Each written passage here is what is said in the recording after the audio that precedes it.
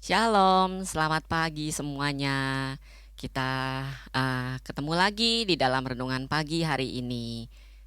Sebelum kita membawa renungan, ada baiknya kita berdoa dulu ya. Yuk.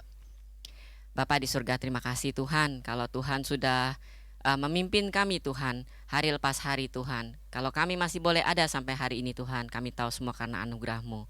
Tuhan, sebentar kami mau mendengarkan sebagian dari renungan-Mu Bapa. Biar renungan ini Tuhan membawa berkat-berkat yang baru Bapa buat kami, sehingga kami juga semakin hari Tuhan semakin mengenal Engkau lebih lagi melalui firman-Mu Bapa. Terima kasih Tuhan, haleluya Yesus, amin. Sekali lagi shalom saudara-saudari sekalian yang dikasihi dalam Tuhan Yesus. Saya hari ini mau bawa renungan yang saya beri judul Anak-anak Ilahi. Saya beri judul Anak-anak Ilahi.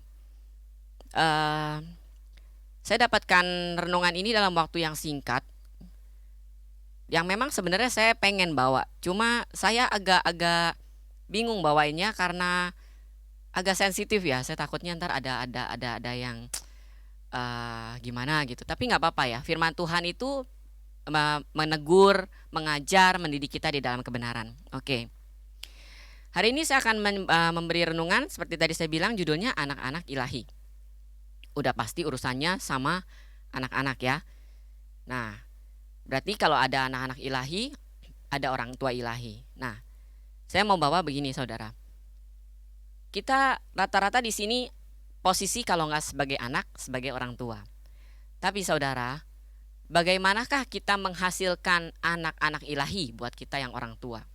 Dan buat kita yang anak-anak, bagaimanakah kita menjadi anak-anak ilahi buat Tuhan? Nah, saya lihat dalam kehidupan kita di sekeliling kita, bahkan nggak usah jauh-jauh lah, di gereja kita lah, bahwa ada kalanya kita sebagai orang tua kurang menganggap penting bagaimana mendidik seorang anak di dalam takut akan Tuhan. Saudara, anak-anak memang secara kebutuhan mereka, secara motorik, sensorik, yang memang secara umum ya, istilah saya bilang secara umum harus dipenuhi, itu penting. Tapi satu hal yang terpenting di dalam itu adalah mendidik anak-anak kita di dalam takut akan Tuhan. Karena lepas dari si anak itu sensoriknya bagus, motoriknya bagus, geraknya bagus, pendidikannya bagus, otaknya cerdas, segala macam, kita stimulasi saudara dengan vitamin, dengan segala macam supaya anak kita tuh sehat, baik adanya gitu kan. Tapi kita tidak menstimulasi, kita tidak memberi vitamin yang cukup untuk anak-anak kita. Saudara, 1-5 tahun adalah masa keemasan seorang anak. Jadi artinya masa keemasan seorang anak, apa yang dia serap di 1-5 tahun itu akan menjadi bekal dia di dalam alam bawah sadar dia, untuk dia bawa terus sampai dia dewasa, sampai kemana-mana lah judulnya. Nah, jadi 1-5 tahun ini adalah masa yang penting. Manusia, kebanyakan kita mencekoki anak-anak kita tuh dengan semua yang dunia perlulah, istilahnya pendidikan, ya kan, segala macam aktivitas supaya anaknya kreatif gitu kan, motoriknya bagus, bakatnya dikembangin, lesin ini, lesin itu, les segala macam gitu kan. Kita bisa tuh anak kita dilesin dari pagi sampai ketemu sore atau ketemu malam gitu kan, sampai itu anaknya kadang-kadang exhausted ya, udah capek gitu, maksudnya nggak punya waktu untuk benar-benar main. Tapi saya tanya sekarang, berapa lama, berapa banyak waktu yang saudara berikan buat anak-anak saudara, supaya anak-anak saudara itu fokus baca firman Tuhan, mengenal Tuhan, membangun hubungan sama Tuhan? Berapa banyak saudara waktu yang saudara berikan? Apakah saudara mencekoki mereka seperti les-les itu dari pagi sampai sore dengan segala macam les-les yang saudara anggap berguna untuk anak? Enggak kan? Enggak pernah. Mungkin malahan ada yang seminggu sekali. Itu aja buat dengar firman Tuhan aja di gereja juga kadang-kadang ya, apalagi sekarang yang online ya. Aduh lupa saya kasih dengar anak saya ibadah online gitu kan. Padahal ibadah online itu enggak lama saudara. Enggak selama kita sekolah minggu. Bener-bener yang offside ya. Kalau offside kan bisa 1 jam 2 jam gitu kan. Ini mah 15 menit, 10 menit, 15 menit. Tapi kita sering sekali lupa untuk ngasih anak-anak kita itu dengar firman Tuhan gitu kan. Mengkonsumsi sedikit firman Tuhan yang cuma seminggu sekali. Kita lupa saudara. Padahal saudara, sekali lagi saya kembalikan bahwa 1-5 tahun adalah masa keemasan, di mana Kalau di saat itu saudara tidak menanamkan kepada sang anak bahwa Tuhan itu penting, Tuhan itu utama di dalam kehidupan kita, maka dia tidak akan pernah menganggap Tuhan itu penting dan utama di dalam kehidupan dia akan datang. Dan sebenarnya itu justru modal terutama di dalam kita menjalani hidup ini, apalagi sebagai anak Tuhan. Kalau kita tidak bisa memprioritaskan itu, maka kita tidak bisa menghasilkan anak-anak ilahi. Itu akan lebih sulit setelah kita anak-anak kita itu lewat dari 1-5 tahun. Akan lebih sulit. Nah, bukannya tidak mungkin, tapi lebih sulit proses yang harus kita jalani. Nah, oleh sebab itu saya kembalikan, ketika anak-anak kita masih kecil, didik mereka di dalam roh takut akan Tuhan. Kalau yang udah telat lah istilahnya, di atas itu, tetap lebih lagi mendidik anak-anak untuk takut akan Tuhan. Lebih lagi membawa anak-anak itu untuk menganggap bahwa firman Tuhan itu, kehidupan bersama Tuhan Yesus itu penting. Bahwa di dalam keluarga kita bukan cuma papi, mami, dan kamu anak, tetapi ada Tuhan Yesus, papi, mami, dan kamu. Jadi ada 4 orang kalau misalnya anaknya 1. Kalau ada anaknya 2, 3, 4 ya tinggal ditambahin. Tapi pokoknya harus ada Tuhan Yesus di sana. Libatkan selalu kata Tuhan Yesus, figur Tuhan Yesus di dalam rumah tangga saudara, di dalam mendidik anak saudara. Karena itu akan menjadi sebuah hal yang sangat penting. Saudara, di dalam Amsal, saya akan banyak buka ayat ya. Di dalam Amsal, itu dikatakan dalam Amsal 4 ayat 1. Dengarkanlah hai anak, didikan seorang ayah, dan perhatikanlah supaya kamu mendapat pengertian. Terus di Amsal 10 ayat 1, Amsal Salomo, anak yang bijak mendatangkan sukacita kepada ayahnya, tetapi anak yang bebal adalah kedukaan bagi ibunya. Nah, kalau kita bisa punya anak-anak yang dibilang tadi di Amsal 10 bahwa anak-anak yang bijak mendatangkan sukacita kepada ayahnya, tetapi anak-anak bebal menjadi kedukaan bagi ibunya. Itu bisa tercapai kalau si anak kita didik di dalam takut akan Tuhan. Lah kalau kita nggak kasih dia modal, bagaimana caranya dia bisa tahu bahwa dia harus hidup takut akan Tuhan? Bagaimana caranya dia harus bisa hidup dengan bijak, ya kan? Nah, terus kepada anak-anak yang sudah dewasa, otomatis kalau yang dari 1-5 tahun nggak bisa ya, nggak ngerti mungkin mereka waktu saya kasih renungan ini. Tapi mereka yang sudah dewasa, yang ikut mendengar firman Tuhan ini, anak-anak, jangan kalian bosan diajarin sama papa mama. Jangan pernah bosan. Karena kalian tahu ada saat dan masanya di mana kalian akan merasa kangen sama ajaran papa mama kalian.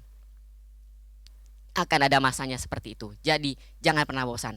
Mungkin kalian bisa ngerasa, aduh kepo banget sih papi mami, apa juga diomongin. Tapi ya percaya sama saya, karena saya sudah menjalani, saya sudah mengalami, maka saya akan katakan bahwa saudara akan sampai pada masa di mana saudara kangen diomelin sama papi mami. Nah, jadi bersyukur kalau masih diomelin papi mami. Dengar, lakukan, itu soalnya yang terbaik buat kalian. Nah, saya lanjut. Amsal 13 ayat 24. Siapa tidak menggunakan tongkat benci kepada anaknya, tetapi siapa mengasihi anaknya menghajar dia pada waktunya. Saudara, saya bukan penganut yang suka mukul anak pakai tongkat. Bahkan kalau boleh saya tidak mau memukul anak saya dengan tongkat. Tetapi ada saatnya kita harus keras kepada anak. Ketika memang cuma tinggal jalan itu yang harus kita tempuh, supaya mereka tidak istilahnya tidak sesat di jalan. Mendingan kita pukul dia dengan tongkat daripada nanti ke belakangnya dia akan kehilangan arah. Itu suatu harga yang terlalu mahal yang harus dibayar. Cuma gara-gara tongkat sekali kita mengabaikan tongkat itu, kita tidak memukul anak, akhirnya kedepannya anak kita tuh jadinya spoiled, manja atau segala macam dan berjalan dalam kesalahan. Saudara, ya saya mau bilang gini, jangan gara-gara kita sekarang itu merasa kayaknya sibuk ya, kayaknya repot ya ngomelin anak terus, capek ya marahin anak terus ya. Tapi kemudian di kemudian hari itu tuh seperti yang tadi dibilang tuh di Amsal 10 tuh, anak yang bebal adalah kedukaan bagi ibunya. Kita loh yang sedih sebagai orang tua, kita loh yang susah sebagai orang tua. Jadi saudara, jangan pernah kita merasa malas, merasa capek untuk mendidik anak kita juga, supaya mereka itu kenal sama Tuhan. Dikatakan di sini di Amsal 17 ayat 6, mahkota orang-orang tua adalah anak cucu, dan kehormatan anak-anak adalah nenek moyang mereka. Berarti kalau anak-anak kita itu jadinya keren, oke, bagus, bukan cuma secara profesi, bisnis, kekuasaan atau apa-apa, tapi yang lebih membanggakan adalah kalau sampai anak-anak kita itu profesinya bagus, tapi orangnya juga bagus karakternya. Ya kan, anak-anak itu tuh kita menjadi anak-anak yang berbakat, tapi juga punya dalam bakat itu di dalam hal yang baik, yang memuliakan nama Tuhan. Coba kalau dia berbakat, berkatnya nyolong, sedih kan kita? Atau dia coba berkatnya sebagai penipu ulung, sedih kan kita? Dia berbakat, tapi kita mengarahkan dia kepada bakat yang salah. Karena apa? Nggak punya dasar firman Tuhan. Nah, saya lanjutkan. Jangan menolak didikan anakmu, karena dia tidak akan mati kalau kamu mukulnya dengan rotan. Sekali lagi saya katakan, kadang-kadang anak-anak masih dididik dengan keras, tapi bukan berarti saya mau saudara mendidik anak saudara selalu dengan rotan. Tapi ada kalanya, itu penting, itu harus lakukan, tapi dengan kasih, bukan dengan kesal, marah ya. Anak-anak harus tahu kenapa mereka dipukul. Amsal 29 ayat 15. Tongkat dan teguran mendatangkan hikmat, tetapi anak yang dibiarkan mempermalukan ibunya. Nih, dibiarkan, kita udahlah biarin aja lah. Mami beliin mainan, terus dia merengek-rengek. Saya sering lihat tuh yang kayak gitu ya. Dia duduk di mall, mami beliin mainan, gitu kan. Belum lagi dia ngatain, mami B, tutut gitu kan. Mami apalah gitu kan. Tutut gitu ya belakangnya ya. Ya ampun saudara, saya tuh benar-benar bingung ya dengan anak-anak bisa ngomong kayak gitu. Tapi itu jiplakan loh, karena orang tuanya begitu. Makanya anak-anaknya bisa begitu. Karena kita nggak ngajar mereka begitu, nggak ngajar mereka yang benar, kita nggak kasih contoh. Nah, kalau misalnya gara-gara ini nih kita malas, udahlah biarin aja lah dia begitu, udah beliin mainan. Besok dia gitu, udahlah beliin mainan. Kebiasaan saudara, sampai gede nih, dia kalau nggak dikasih apa-apa, misalnya sekarang dia punya pacar atau apa, nggak mau, putus. Pokoknya kalau kamu beli putus. Ya saudara yang kayak gitu tuh saudara. Itu kita tidak menghasilkan sesuatu yang baik ya. Itu contoh masih banyak aplikasi dalam kehidupan kita. Jadi dikatakan terakhir nih, Amsal 29 ayat 17, didiklah anakmu, maka dia akan memberikan ketentraman kepadamu dan mendatangkan sukacita kepadamu. Jadi kalau saudara mau menikmati masa tua yang baik, didik anak saudara sekarang, susah payah sekarang, genjot mereka. Bukan dengan tangan besi, tapi dengan hikmat, pengertian dan kasih. Sekian aja firman Tuhannya renungan hari ini. Kita akan berdoa. Bapa di surga, kami kadang-kadang menyepelein Tuhan mungkin untuk anak-anak. Kita pikir anak-anak kurang penting Bapak untuk mendapatkan pendidikan ini dan itu. Kami lebih prioritasin mereka di dalam pendidikan secara fisik, tapi tidak secara rohani. Ajar kami Tuhan untuk lebih fokus, lebih memperhatikan Bapak untuk mengajar anak-anak kami punya roh takut akan Tuhan. Mengajarkan mereka berdoa, mengajarkan mereka kecintaan sama Tuhan, mengajarkan mereka bahwa hidup bersama Yesus adalah yang terutama. Terima kasih Tuhan, beri kami hikmat, beri kami kasih, beri kami pengertian. Dan juga untuk kami sebagai anak-anak Bapa, biarkan kami boleh memiliki kesukaan Bapa untuk boleh menyenangkan hati orang tua kami, untuk mau selalu belajar dan diajar sama mereka Tuhan. Sehingga kami Tuhan tahu bahwa kami bisa bertumbuh dengan baik, karena orang tua kami menjaga kami senantiasa dan berdoa untuk kami. Terima kasih Tuhan, segala kami bagi nama-Mu, hal Yesus, amin. Shalom saudara, Tuhan Yesus memberkati.